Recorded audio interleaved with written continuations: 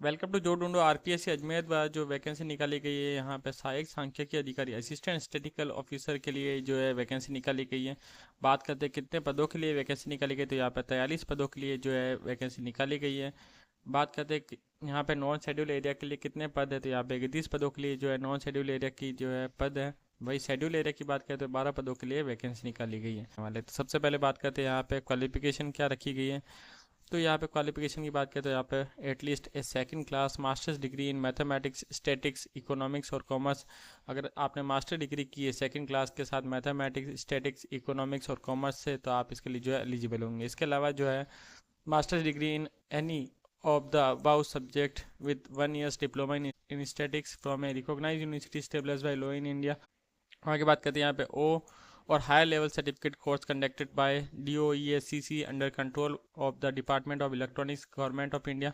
अगर O level का course है मास्टर डिग्री के साथ में, तो आप इसके लिए जो है एलिजिबल है। इसके अलावा अगर आपके पास में सर्टिफिकेट कोर्स भी है computer concept bye NIELIT new Delhi से, तो आप इसके लिए जो है एलिजिबल होंगे। इसके अलावा अगर आपके पास में computer operator programming assistant COPA का भी कोर्स है, या फिर जो है data preparation of and computer software certificate organise under national state council और वोकेशनल ट्रेनिंग स्कीम के से जो है आपके पास सर्टिफिकेट है, तो आप इसके लिए जो है एलिजिबल होंगे।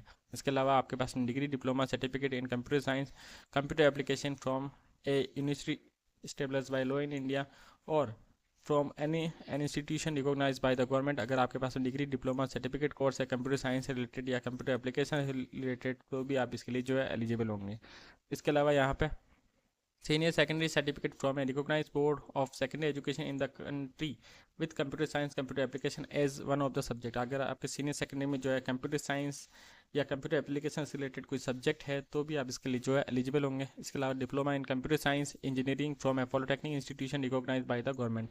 इसके अलावा अगर आपके पास ICAT का कोर्स है, तब भी आप जो है एलिजिबल होंगे। आयु सीमा क्या रखी गई, तो यहाँ पे दिनांक 1/1/2025 न्यूनतम 18 वर्ष एवं अधिकतम 40 वर्ष से कम होनी चाहिए, ये भी चीज़ें मेंशन की गई है। आयु सीमा में छूट भी दी गई है। तो यहाँ पे सबसे पहले बात करते हैं यहाँ पे राजस्थान राज्य के अनुसूचित जाति अनुसूचित जनजाति एवं पिछड़ा वर्ग अति पिछड़ा वर्ग आर्थिक रूप से कमजोर वर्ग के पुरुषों की, तो यहाँ पे 5 वर्ष की छूट दी गई है। वही राजस्थान के अनुसूचित जाति अनुसूचित जनजाति एवं अन्य पिछड़ा वर्ग अति पिछड़ा वर्ग आर्थिक रूप से कमजोर वर्ग की महिलाओं के लिए जो है 10 वर्ष की छूट दी गई है। आगे बात करते हैं यहाँ पे सामान्य अनारक्षित वर्ग की महिलाओं के लिए जो है 5 वर्ष की छूट है। विधवा एवं विच्छिन्न विवाह परित्यक्ता महिलाओं के लिए जो है अधिकतम आयु सीमा में कोई छूट नहीं दी गई। ये सही चीज़ें मेंशन है। अब चयन प्रक्रिया क्या रहने वाली, तो अभ्यर्थियों का चयन जो है लिखित परीक्षा के माध्यम से किया जाएगा। आवश्यकता पड़ने पर आयोग द्वारा उत्तर पत्रक उत्तर पुस्तिका के मूल्यांकन में स्केलिंग मॉडरेशन नॉर्मलाइजेशन पद्धति को अपनाया जा सके। ये सारी चीज़ें मेंशन है। परीक्षा योजना एवं पाठ्यक्रम क्या रहने वाला, तो यहाँ पे परीक्षा वस्तुनिष्ठ रूप से ऑफलाइन या ऑनलाइन ली जा सकेगी। सभी प्रश्न जो है वस्तुनिष्ठ प्रकार के होंगे। सही चीज़ें मेंशन है। आवेदन की अवधि क्या रहने वाली थी, यहाँ पे दिनांक 12/8/2024 से दिनांक 10/9/2024 को रात्रि 12 बजे तक जो आप इसके लिए अप्लाई कर सकते हैं। ये सारी चीज़ें यहाँ पे मेंशन है। एक बार ये पंजीकरण शुल्क क्या रखा गया, तो यहाँ पे सामान्य अनारक्षित पिछड़ा वर्ग के क्रिमिनल अति पिछड़ा वर्ग के क्रिमिनल के अभ्यर्थियों के लिए जो है 600 रुपये रखे गए।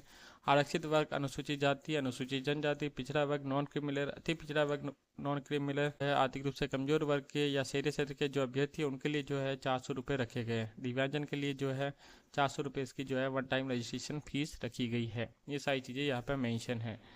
आवेदन प्रक्रिया क्या रहने वाली, तो आपको जो है ऑनलाइन आवेदन करने के लिए अभ्यर्थियों को आयोग की वेबसाइट rpsc.rajasthan.gov.in पर उपलब्ध अप्लाई ऑनलाइन लिंक को क्लिक कर अथवा SSO पोर्टल पर sso.rajasthan.gov.in से लॉगिन करके सिटीजन ऐप में उपलब्ध रिक्रूटमेंट पोर्टल का चयन कर वन टाइम रजिस्ट्रेशन करना होगा। इसके बाद में आप जो इसके लिए अप्लाई कर पाएंगे। ये सारी चीज़ें यहाँ पे मेंशन है, तो आप इसे देख सकते हैं।